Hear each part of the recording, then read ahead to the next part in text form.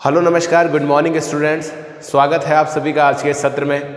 आशा है कि आप सभी स्वस्थ और सेहतमंद होंगे तथा घर बैठ कर के अपनी पढ़ाई अपना अध्ययन कर रहे होंगे।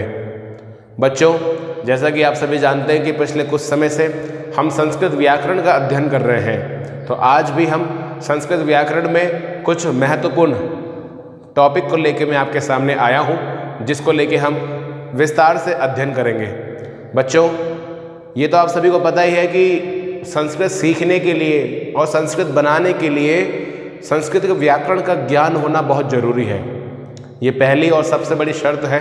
अगर आपको संस्कृत के व्याकरण का नॉलेज नहीं है तो आप संस्कृत ना तो अच्छे से बना सकते हैं और ना ही संस्कृत को अच्छे से समझ पा सकते हैं। इसलिए बच्चों, जो ये वीडियो मैं आप सभी के लिए बना रहा हूँ, इसको बहुत ध्यान से आप समझिए, देखिए और पढ़िए। सबसे बड़ी बात, ये जो वीडियो है ये क्लास 8th, क्लास 9th और क्लास 10th तीनों क्लास के सिलेबस में जो संस्कृत ग्रामर के टॉपिक आते हैं उनको लेकर एक ही वीडियो बनाई गई है। यानी कि ये वीडियो आप तीनों क्लासेस के स्टूडेंट्स इसको अच्छे से देख सकते हैं। क्लास 8th के स्टूडेंट, क्लास 9th और क्लास 10th तीनों क्लासेस के स्टूडेंट इस वीडियो को देखें। तो इसके अंदर हमने जो टॉपिक लिए हैं वो आप तीनों क्लासेस में लगभग 3 साल तक आते हैं और ये सेम रूप से आते हैं, इसलिए आपको इन्हें अच्छे से समझना चाहिए। यहाँ वीडियो में आज मैंने केवल 2 टॉपिक लिए हैं, उनको मैंने ज़्यादा विस्तार से नहीं लिखा है, बहुत शॉर्ट और सिंपल तरीके से मैंने इन्हें यहाँ बनाया है, जो आप सभी को बड़ी आसानी से समझ में आ जाए। आपके दिमाग में ज़्यादा आप जोर ना दें और आपको कोई उलझन समस्या ना हो, मैंने इस बात का विशेष ध्यान रखा है। इसके लिए आपको केवल 2 ही टॉपिक मैंने यहाँ दिए हैं, जिनको बहुत सरलता के साथ मैंने लिखा है और आप सभी को इसको ध्यान से देखना चाहिए। तो बच्चों, हम पढ़ रहे हैं प्रत्यय प्रकरण। अब आइए सीधे वीडियो को शुरू करते हैं और पढ़ते हैं कि क्या आज के मुद्दे हैं। आज का जो हमारा टॉपिक है वो है प्रत्यय प्रकरण में शानच प्रत्यय। आज हम पढ़ने जा रहे हैं शानच प्रत्यय। तो बच्चों, शानच प्रत्यय के बारे में आपने कभी ना कहीं पढ़ा ही होगा, सुना ही होगा। आज जो है हम शानच प्रत्यय की बात करेंगे, जो कि आत्मनेपद धातु में लगते हैं।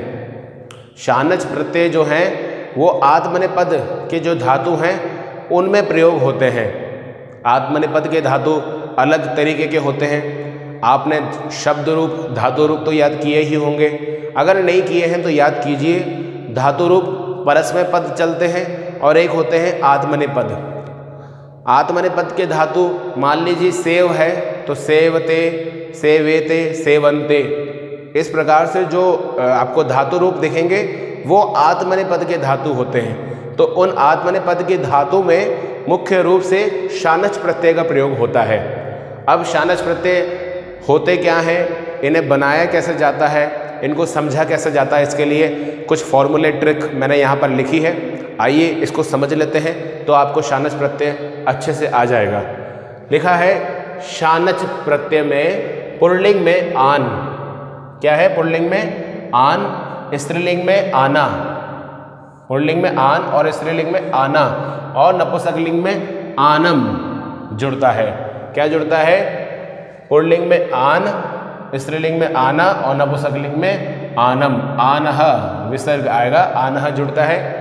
ये पहला इसकी शर्त है। ठीक है, आज से पहले आपने जो प्रत्यय के कुछ दूसरे वीडियो भी देखे होंगे और ये वीडियो भी आप देख रहे होंगे, तो कुछ परिवर्तित होते हैं, तो कुछ शब्द हमें नए मिलते हैं। तो इस प्रत्यय में शानच में हमें आनह मिलेगा, आना मिलेगा और नपुंसकलिंग में आनम मिलेगा। फिर ध्यान देते हैं दूसरे फॉर्मूले पे। लिखा है प्रत्यय से पूर्व, यानी ये जो प्रत्यय है इससे पूर्व यानी पहले धातु में मुक। मुक मतलब होता है म। मुक मतलब होता है म, यानी म लगाया जाता है। दूसरा फॉर्मूला क्या कह रहा है, बड़े ध्यान से पढ़िए कि प्रत्यय से पूर्व धातु में मुक लगाया जाता है। धातु में मुक लगाया जाएगा और ये म कैसे लगाया जाएगा वो आपको बताएंगे। मुक मतलब म, और म कैसे लगाते हैं वो हम आपको आगे बताएंगे। आगे तीसरा फॉर्मूला जो इम्पोर्टेंट है वो दिया हुआ है। इसके रूप पुल्लिंग में राम, स्त्रीलिंग में लता और नपुंसकलिंग में फल की तरह चलते हैं। ठीक है, शब्द रूप आपने याद किए होंगे, नहीं किए होंगे तो याद कीजिए, क्योंकि अगर आपने शब्द रूप धातु रूप याद नहीं किए तो आपको संस्कृत व्याकरण में बहुत परेशानी होगी, समझ में नहीं आएगा। और ये तो पुल्लिंग में राम शब्द है, स्त्रीलिंग में लता और नपुंसकलिंग में फल शब्द है। ये तो आप अपनी क्लासेस में 6th से 7th में पढ़ते आए हैं, याद करते आए हैं, तो आपको याद होना चाहिए। तो ये 3 फॉर्मूले हैं बेसिकली आपके सिलेबस में जो शानच प्रत्यय दिया गया है और उसके जो उदाहरण जिस तरीके से आते हैं परीक्षाओं में भी, उसके आधार पर ये 3 बड़े फॉर्मूले हैं जो हमने आपको यहाँ समझाए। अब आइए हम इनको उदाहरण, इसके कुछ जो है कि एग्जाम्पल देख लेते हैं, जिनको देख के आपको समझ में आ जाएगा शानच प्रत्यय है क्या। तो ये है धातु, ये लाइन हमने लिखी है धातु की, और ये हमने लिखे हैं प्रत्यय। प्रत्यय कौन सा है? शानच प्रत्यय। तो यहाँ लिख दिया हमने शानच। अब इन 3 फॉर्मूलों को याद करो, दिमाग में बैठाओ और फिर इनके रूप बनाओ। अब हम इसके रूप बनाएंगे तो देखेंगे, सेव धातु है, सबसे पहले पुल्लिंग का बनाते हैं। सेव में हमने लिखा सेव लिख दिया। सेव के बाद में लिखा है शानच। शानच का हमें क्या मिलता है? पुल्लिंग में आन। लेकिन फॉर्मूला नंबर 2 क्या कहता है? हमें मिलेगा म लगाना है। तो यहाँ ये धातु से पूर्व, ये है प्रत्यय में धातु से पूर्व में म लगाया जाता है। तो यहाँ हमने लिख दिया म लिख दिया। अब ये म है आधा। अब यहाँ हमारा आन का म में आगम हुआ, तो ये आधा म बन गया पूरा, म में लग गया आ, तो ये क्या बन गया? सेव मा। न लगा दिया हमने तो और विसर्ग लगा दिया, तो ये क्या बन गया? सेव मानः। कैसे बना? सेव हमने लिखा ऐसा का ऐसा, उसके बाद में यहाँ पे हमने लगाया सबसे पहले म चूँकि आधा था तो हमने आन में आ पूरा है, तो म जो है म में आ गया आ, तो ये बन गया माँ, और हमने लगा दिया न, तो ये शब्द बन गया हमारा सेवमानः। उसी प्रकार आगे चलेंगे तो लिखेंगे, आगे जाके लिखेंगे सेव लिखा, और सेव के बाद हमने पहले म लगाया, और म लगाने के बाद फिर हमने इसमें आना, तो आ जोड़ दिया, आ की मात्रा और ना लगा दिया, तो क्या बन गया? सेवमाना। उसी प्रकार अब आगे चलेंगे तो देखेंगे नपुंसकलिंग में भी सबसे पहले सेव लिखा। सेव लिखने के पश्चात हमने इसमें म का आगम किया, म में आ की मात्रा लगाई, तो ये बन गया सेव माँ। और हमें नपुंसकलिंग में क्या मिलता है? आनम, तो हमने लगा दिया आनम, ये क्या बन गया? सेवमानम। इस प्रकार ये शानच प्रत्यय के रूप बनते हैं। दूसरा देख लेते हैं, लिखा है सह, तो हमने लिख दिया सह। अब उसके बाद में लिखा है शानच। शानच का पुल्लिंग में बना रहे हैं हम, तो लिखेंगे शानच में हमें क्या मिलता है? सबसे पहले म लगाना है, हमने पहले म लगा दिया। अब इसमें हमने पुल्लिंग में आ लगा दिया और ये न लगा दिया, तो क्या बन गया? सहमानः। स्त्रीलिंग में भी जाएंगे तो वैसे ही हम लिखेंगे, इसमें सह लिख दिया। आगे हमने इसमें म का आगम कर दिया, म लिख दिया। इसमें आना होता है तो आ लगा दिया और ना लगा दिया, तो क्या बन गया? सहमाना। अब नपुंसकलिंग की बात करेंगे तो यहाँ भी हम लिखेंगे सह, और उसके पश्चात आनम इसमें जुड़ता है तो म लिखेंगे, म में आ को जोड़ दिया तो माँ हो गया, और नम, तो क्या बन गया हमारा? सहमानम। ये रूप क्या बना? सहमानः, सहमाना, सहमानम। ठीक है। तीसरा एक और उदाहरण समझ लेते हैं। इसमें लिखा है कंप, हमने लिख दिया कंप। उसके बाद में वैसे ही ऊपर वाले की तरह ही इसमें करेंगे, म लिखेंगे पहले। म लिखने के बाद में इसमें भी आना जुड़ता है ये वाला, तो आ हमने लगा दिया और न लगा दिया, न के पीछे विसर्ग लगा दिया। पुल्लिंग में हमेशा विसर्ग लगता है, तो बन गया कंप मानः। आगे चलेंगे तो देखेंगे कंप मानः था, वैसे ही कंप लिखा, म का आगम हुआ, म इसमें जोड़ा और म में आ की मात्रा लगा दी। आना मिलता है हमें स्त्रीलिंग में, शानच प्रत्यय का स्त्रीलिंग में क्या प्राप्त होता है? आना, तो ये बन गया हमारा कंप माना। उसी प्रकार आगे चलते हैं नपुंसकलिंग में, लिखेंगे कंप और म हमने लगाया, और अंत में नपुंसकलिंग में हमें क्या प्राप्त होता है? आनम, तो हमने लगा दिया आनम, तो मानम, मानम हो गया ये। अब ये टोटल हमारा बन क्या गया ये कंपमानम। तो ये हमारा रूप बन गया कंपमानम, यानी कंपमानः, कंपमाना, कंपमानम, ये हमारा रूप बना शानच प्रत्यय का। तो ज़्यादा मुश्किल नहीं है, बस ये 3 इसके उदाहरण हैं दिए हैं मैंने आपको, इसी के आधार पे इसके सारे आगे के रूप बनते हैं। जो आपकी किताब में सिलेबस में ये टॉपिक जहाँ दिया होगा आप देखिएगा, वहाँ पे इसके कुछ उदाहरण भी होंगे। तो बच्चों आपको अपनी कॉपी में केवल ये 3 उदाहरण ही नहीं करने हैं, आपको और ज़्यादा उदाहरण भी करने हैं। 3 तो केवल आपको समझाने के लिए मैंने यहाँ पे लिखे हैं, इसके अलावा आपको कम से कम इसके 10 उदाहरण करने हैं, जिससे आपका अभ्यास, आपकी प्रैक्टिस हो जाए और आपको समझ में आ जाए। तो शानच प्रत्यय में कुछ नहीं है, बस केवल यही 3 आपके फॉर्मूले हैं जो सिलेबस में हैं आपके, जिस आधार पे उनको आप ध्यान से पढ़िए और इन 3 को समझ लीजिए, बस आपका शानच प्रत्यय तैयार हो जाएगा।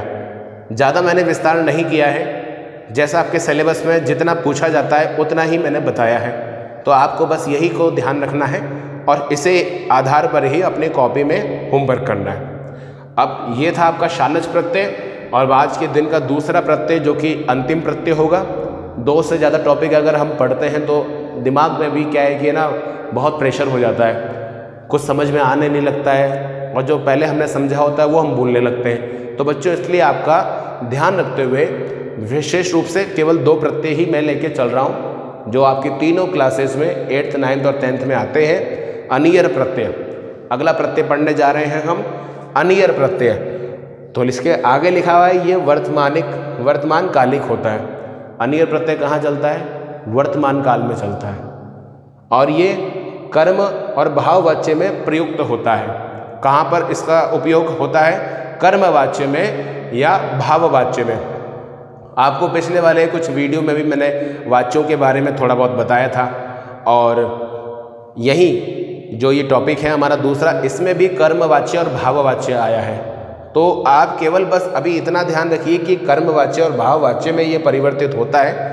वाच्य होता क्या है, इसके लिए एक अलग से वीडियो हम बना चुके हैं, जिन बच्चों ने नहीं देखी हो तो देख लीजिएगा। और इसको अलग अलग क्लासेस में अलग अलग लेवल पे ये वाच्य होता है, कर्मवाच्य, भाववाच्य और कर्तृवाच्य। तो इनके आधार पर हमने वीडियो बनाए हैं, इनको आप देख लीजिएगा, आपको वाच्य का पूरा कॉन्सेप्ट तैयार हो जाएगा। वाच्य परिवर्तन कैसे होते हैं ये भी उसमें दिया हुआ है, और मैं उस वाच्य परिवर्तन की यहाँ पर ज़्यादा विस्तार से चर्चा नहीं करके सीधे अपना मुद्दा जो है, जो हमारा टॉपिक चल रहा है प्रत्यय, उसकी ही चर्चा करूँगा। अगर मैंने वाच्य की ज़्यादा चर्चा की तो आपको ये जो प्रत्यय है इससे आप भटक जाएंगे, क्योंकि वाच्य के ऊपर हम पहले ही विस्तार से अच्छे से चर्चा कर चुके हैं। तो आपको बस फिलहाल यही ध्यान देना है कि वाच्य जो होता है कि कर्मवाच्य और भाववाच्य में ये प्रयुक्त होता है अनियर प्रत्यय, जो कि हमारा आज का दूसरा और अंतिम प्रत्यय है।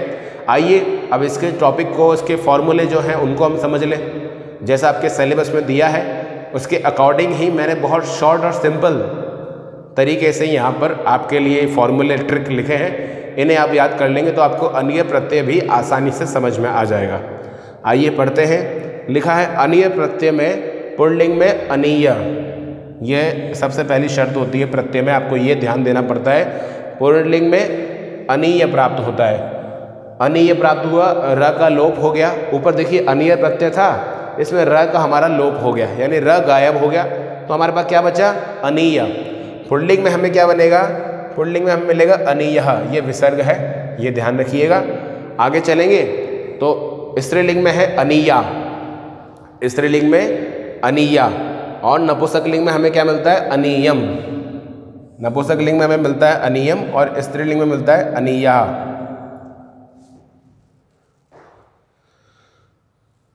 समझ में आया? सिंपल है। अनियर में से र का लोप हुआ, र गायब हुआ, तो क्या बचा? अनीय। स्त्रीलिंग में अनीया और नपुंसकलिंग में अनीयम, ये ध्यान रखिए। उसके बाद फॉर्मूला नंबर 2 पे आते हैं। बताया गया है कि अनियर प्रत्यय के रूप राम शब्द के अनुसार चलते हैं। पुल्लिंग में राम शब्द, लता लिखा है तो लता स्त्रीलिंग में होता है लता शब्द, और नपुंसकलिंग में फल की तरह इसके रूप चलते हैं। वही ऊपर वाली बात यहाँ पर है। ये मैं आपको कहता हूँ अक्सर कि प्रत्यय जो है अधिकांश एक दूसरे से मिलते हैं, तो इसलिए इनको समझने में ज़्यादा परेशानी नहीं आनी चाहिए। बस कुछ कुछ परिवर्तन होते हैं अलग अलग प्रत्ययों में, बाकी लगभग सेम सब में एक चलता है। जैसे ऊपर पढ़ा था शानच प्रत्यय, उसके जो रूप चलते हैं वो पुल्लिंग में राम, स्त्रीलिंग में लता और नपुंसकलिंग में फल की तरह चलते हैं। वही बात यहाँ कही गई है कि अनियर प्रत्यय के रूप भी पुल्लिंग में राम, स्त्रीलिंग में लता और नपुंसकलिंग में फल की तरह चलते हैं। ये आपको याद होने चाहिए भाई। पहली शर्त यही है कि आपको शब्द रूप और धातु रूप याद होने चाहिए। मैं बार बार आपको ये बात कह रहा हूँ तो इसका बड़ा मतलब है, बाद में आपको परेशानी होगी अगर आप याद नहीं करोगे तो। बाद में परेशान होने से बढ़िया है अभी याद कर लो, घर बैठे हो रीडिंग लगाओ तो अच्छे से याद होगी।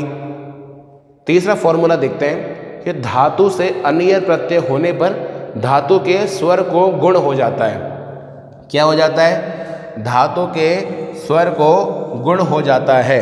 तो बच्चों ये तीसरा वाला फॉर्मूला ये सबसे बेसिक है और सबसे इम्पॉर्टेंट भी है। अनियर प्रत्यय में आपको तीसरे वाले फॉर्मूले पे विशेष ध्यान देने की जरूरत है। क्या है ना कि लगभग फिर तो सब सेम ही हो जाएगा, ऊपर के फॉर्मूले और नीचे के फॉर्मूले अगर सेम हो जाएंगे तो फिर क्या फ़र्क रहेगा शानच प्रत्यय में और अनियर प्रत्यय में। तो बच्चों आपको तीसरा वाला जो फॉर्मूला है इसको बहुत ध्यान देने की जरूरत है। लिखा है धातु से अनियर प्रत्यय होने पर, किससे? धातु से। जब अनियर प्रत्यय बनाएंगे उसके होने पर धातु के स्वर को, स्वर और व्यंजन और जो संधि वगैरह आपने पढ़ी होगी आप जानते होंगे, स्वर व्यंजन जो होते हैं और संधियों में स्वर संधि भी आती है, गुण संधि भी आती है। तो वही यहाँ पे हो रहा है कि धातु के स्वर को गुण हो जाता है।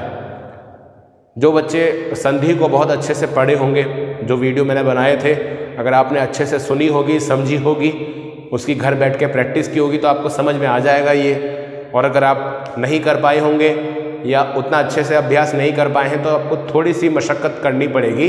ज़्यादा मुश्किल तो नहीं होगा लेकिन थोड़ी मशक्क़त करनी पड़ेगी, इसलिए आप उसको तैयार कर लीजिए। और जो तीसरा फॉर्मूला हमारा कहता है वो हमारे स्वर और गुण संधि जैसा ही है, उस पर ही कुछ कुछ टच वो कर रहा है उसको। धातु के स्वर को गुण हो जाता है। अब स्वर और गुण, स्वर संधि में पढ़ा था, ये आपका इंडेक्स मैंने आपके लिए बनाया है। स्वर में कौन कौन से स्वर आते हैं? ई, उ, रि, री पढ़ा था ना हमने। स्वर संधि में पढ़ा था ई, ओ, रिल, री, वो यहाँ स्वर हैं। और गुण में क्या आता है? ए, ओ, अर, अल, ए, ओ, अर, अल। तो अब देखिए अगर धातु में ई की मात्रा लगेगी तो यहाँ पे ए हो जाएगा। इस अनियर प्रत्यय में क्या होगा? स्वर को गुण हो जाता है, ठीक है। तो ई को ए की मात्रा लगेगी, ए हो जाएगा। उ को ओ हो जाएगा, ओ की मात्रा लग जाएगी। और अगर री, र से ऋषि की मात्रा है स्वर में तो वो अर में परिवर्तित हो जाएगा। और अगर री है स्वर में तो वो अल में परिवर्तित होगा। ये नियम है जो आपको मान लेना चाहिए कि स्वर संधि जो है, स्वर जो है धातु का, वो हमारा परिवर्तित हो जाता है गुण में। तो बच्चों ये तीसरा टॉपिक था। तो आइए अब इसको हम शुरू करते हैं। लिखा है धातु है धाव। धाव धातु आप जानते हैं, धाव मतलब दौड़ना। धाव धातु है और प्रत्यय हमारा क्या है? अनियर। अब बनाते हैं इनको हम ध्यान से। सबसे पहले लिखेंगे धा, उसके बाद हमने लिखा व। अब यहाँ क्या बात हुई है? अनीय, अनीय जुड़ता है तो धाव। व जो था हमारा आधा था, यहाँ देखिए धातु में व आधा था ना, तो ये व में आधा वाला अ मिल गया, तो ये क्या मिल गया? पूरा व हो गया। पहले ये आधा था लेकिन ये अनीय हमने जोड़ा, प्रत्यय का, अनियर का। र तो गायब हो गया, इसका लोप हो गया र का। अब बचा हमारे पास अनीय, तो हमने अनीय इसमें जोड़ दिया तो ये पूरा व बन गया। अब क्या बचा हमारे पास? ये नीय। तो या क्या लगाएंगे यहाँ? ये नीय। ये नीय हमने लगा दिया तो क्या बन गया? ये धावनीय। विसर्ग क्यों लगाए? क्योंकि फॉर्मूले में लिखा है इसलिए लगाए। ये क्या बन गया हमारा शब्द? धावनीय। आगे चलेंगे स्त्रीलिंग में तो वैसे ही लिखेंगे। धा लिख दिया हमने फिर व आधा था लेकिन इसमें अनीय जोड़ेगा तो ये पूरा हो गया। और स्त्रीलिंग में क्या बनता है? नीया। इस बार यहाँ पे क्या होगा? य के साथ आ की मात्रा जुड़ जाएगी एक्स्ट्रा। स्त्रीलिंग में हमेशा आ की मात्रा ही जुड़ती है। तो धावनीया ये शब्द बन गया हमारा। तीसरा है नपुंसकलिंग में जाएंगे तो यहाँ भी हम मिलेंगे। ध लिखा हमने, व में अ लग गया तो व पूरा हो गया। धाव नियम। अब यहाँ क्या प्राप्त होता है हमें? नियम, नपुंसकलिंग में आता है नियम, तो शब्द क्या बन गया हमारा? धावनीयम। फिर से देखिएगा क्या बना? धावनीय, धावनीय, धावनीयम। ये सिंपल है। इस स्वर में, इसमें जो है कि स्वर जो है इसको गुण में परिवर्तित क्यों नहीं हुआ? अब आप सोच रहे होंगे तीसरे वाले फॉर्मूले को देखते हुए कि यहाँ पे धातु के स्वर को गुण हो जाता है। अब स्वर में यहाँ क्या है? अ की मात्रा है, तो अ हमारा यहाँ दिया नहीं है। यहाँ ई उ रिल री, ये 4 ही स्वर दिए हैं जो गुण में जाएंगे, यानी धातु में इन चारों में से ही होना जरूरी है। अ होगा तो कोई छेड़छाड़ी नहीं होगी, वैसा का वैसा ही प्रयोग हो जाएगा, केवल 2 फॉर्मूले के अकॉर्डिंग ही वो सॉल्व हो जाएंगे। अगला देखते हैं, लिखा है पथ, प लिखा और त लिखा, इसमें भी अ आ रहा है। इन चारों स्वर में से कोई भी स्वर यहाँ नहीं है, नहीं सुनाई दे रहा है, इसकी मात्रा कुछ भी नहीं, केवल अ है, प और त आधा है, लेकिन हम पुल्लिंग का बना रहे हैं तो ये आधा त, इसके साथ अ जुड़ गया हमारा ये वाला, तो ये पूरा त हो गया। अब बचा नीया, तो हमने आगे लिख दिया नीय, तो क्या बन गया शब्द? पतनीय।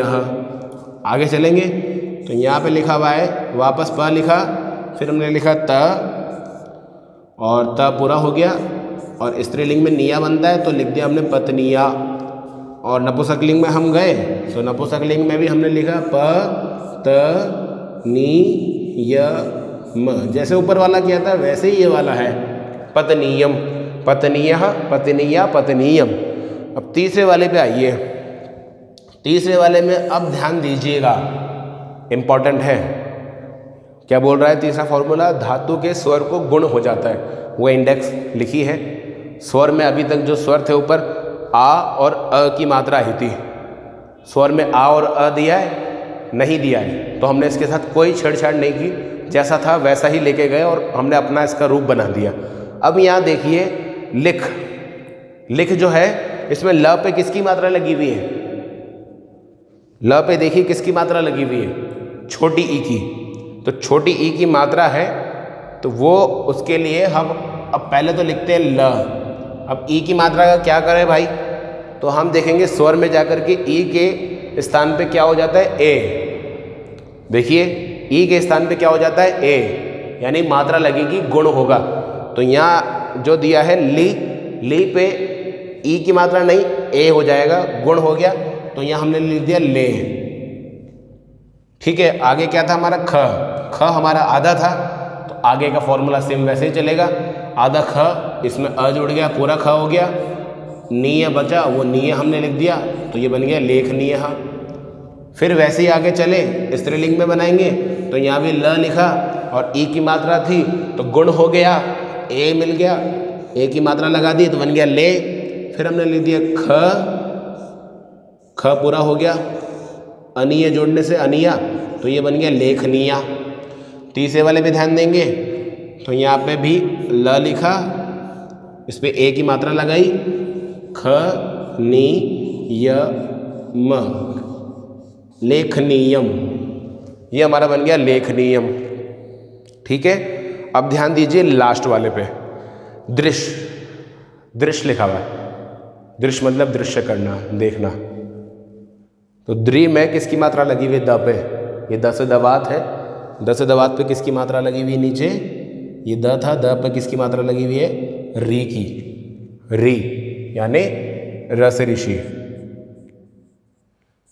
ये बताया था ना आपको, इसकी मात्रा लगी थी, ये द पे र से ऋषि की मात्रा लगी हुई है। ठीक है, अब आप देखिए कि र से ऋषि यहाँ है तो यहाँ है, इसके स्थान पे क्या हो जाएगा? अर हो जाएगा। क्या होगा? गुण होके र से ऋषि की जगह अर हो जाएगा, तो ये अर हो गया। तो द्रि के लिए हम सबसे पहले लिखेंगे द लिख दिया, अर, अ इसी में रहेगा, अ की मात्रा नहीं होती है तो द का द रहेगा। अब ये र कहाँ जाएगा? जो यहाँ पे हमें प्राप्त हुआ था, ये र कहाँ जाएगा? अ तो ऐसा कैसा आ गया, इसलिए द ही रहेगा। अब र का क्या करें? तो र की मात्रा लगाते हैं, क्योंकि र आधा है, आधा र की हमेशा मात्रा लगती है। कहाँ पे? ऊपर के ऊपर, ऊपर की साइड हमेशा आधे र की मात्रा लगती है। तो यहाँ है द्रि, द जो था द, अब हमें ये श आगे लिखा था, श हमने लिख दिया श। मात्रा अर की, र की मात्रा लगा दी ऊपर, क्या बन गया दर्श। अब आगे चलेंगे सेम वैसे ही, क्या प्राप्त होगा पुल्लिंग में, अनीय। तो यहाँ लिखेंगे दर्शनीय, क्योंकि अ भी श में ही मिल गया, श आधा था यहाँ पे, इसमें ये वाला अ मिल गया तो ये बन गया दर्शनीय। पुल्लिंग में विसर्ग लगता है तो लिख दिया दर्शनीय। वैसे ही आगे चले तो यहाँ हमने लिखा द अर में से हमने र की मात्रा लगाएंगे ऊपर, श था उसको अनीय जोड़ा, पूरा हो गया दर्शनीया। पुल्लिंग में क्या बना, दर्शनीया। स्त्रीलिंग में बना दर्शनीया। अब नपुंसकलिंग है तो इसमें नपुंसकलिंग में भी द लिखा, श लिखा, श पे ऊपर र से रकार की मात्रा और नियम, ये हमने लिख दिया दर्शनीयम। ये बना दिया हमने दर्शनीयम। तो ये दर्शनीयम हमने बना दिया। इसी प्रकार जो है कि हमारा अनियर प्रत्यय भी अब समाप्त होता है। अनियर प्रत्यय के बस ये 3 फॉर्मूले हैं, जिनमें 2 तो बड़े इजी हैं, कॉमन हैं, जो शानच प्रत्यय में थे, और ये जो तीसरा वाला फॉर्मूला है वो इम्पॉर्टेंट है, आपको बस उसी को ध्यान देना चाहिए। अनियर प्रत्यय जो है वो तीसरा वाला यही कहता है कि धातु के स्वर को गुण हो जाता है। स्वर को गुण होता है, वो स्वर संधि गुण संधि आपने पढ़ी होगी ना उस टाइम, अयादि संधि वगैरह। संधियाँ ध्यान रखिएगा, बड़ी इंपॉर्टेंट है। तो जो भूल गए हों वो इस इंडेक्स को भी लिखें कि स्वर को गुण कैसे होता है। तो इस प्रकार होता है। फिलहाल यहाँ मैंने 4 उदाहरण ही रखे हैं आपको समझाने के लिए, ज़्यादा उदाहरण नहीं लिए हैं, क्योंकि ज़्यादा उदाहरण आपकी किताब में होते हैं। आप वहाँ से इन जैसे मिलते जुलते कम से कम 10 उदाहरण को अपनी कॉपी में लिखिएगा, उनको देख के घर पे अभ्यास कीजिए, प्रैक्टिस कीजिए, और इनको व्याकरण की कॉपी में अच्छे से लिखिए होमवर्क के रूप में। तथा आपको कोई दिक्कत हो, कोई डाउट हो, नहीं समझ में आया तो मुझे कांटेक्ट कीजिए। स्कूल में आपको अलग अलग डेज पर सॉल्यूशंस क्लास में बुलाया जा रहा है, स्कूल आके पूछिए, और अगर नहीं है तो कोई दिक्कत नहीं है, अच्छे से घर बैठ के तैयारी कीजिए, मुझसे संपर्क कीजिए। तो बच्चों फिलहाल इस वीडियो में हमने 2 ही टॉपिक आज लिए हैं। ये 2 टॉपिक शानच प्रत्यय था और अनियर प्रत्यय था। तो आपको आशा करता हूँ कि दोनों टॉपिक समझ में आए होंगे। अब इसी के साथ ये वीडियो मैं यहीं पर ही बंद करना चाहूँगा, समाप्त करना चाहूँगा। इसके बाद अगली बार हम आपसे 2 अच्छे और इम्पोर्टेंट टॉपिक प्रत्यय के लेके ही आगे मिलेंगे, जिनको आप ध्यान से देखिएगा और अपना घर बैठ के अभ्यास करिएगा। तब तक के लिए बने रहिए। नमस्कार।